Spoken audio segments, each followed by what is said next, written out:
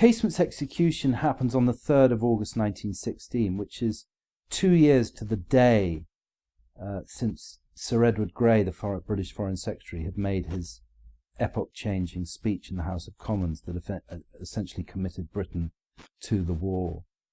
And that, in many ways, is significant. So the newspapers on the 4th of August 1916, which marked exactly 2 years since Britain entered the war, ran with the news of Casement's execution.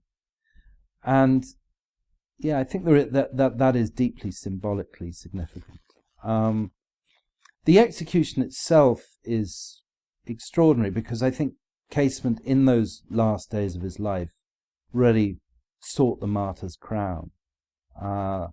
He makes a lot of very bold statements, many of them in support of the other men and women who'd lost their lives during the rising in Dublin.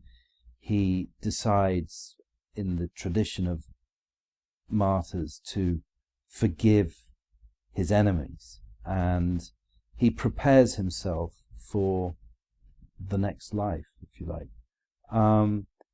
The few belongings that he has with him in prison, he distributes those to his friends and family. He has a few last meetings with his sister and his cousin and Alice Stopford Green. And those days are deeply moving, what we know about them. Really powerful.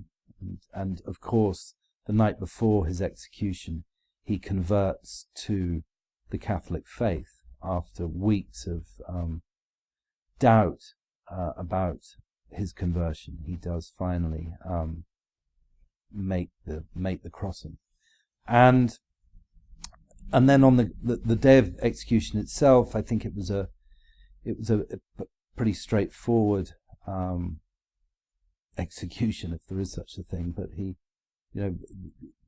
wakes early, says his prayers, takes mass, his first mass and his last, and then he's marched to the scaffold. And there's a wonderful description, actually, by a conscientious objector called Fenner Brockway, who was also in Pentonville prison at that time, who glimpsed Casement in some small little garden the night before his execution.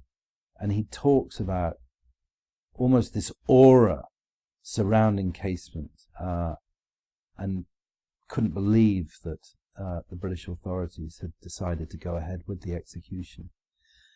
And then Casement is executed. There's a very invasive autopsy after his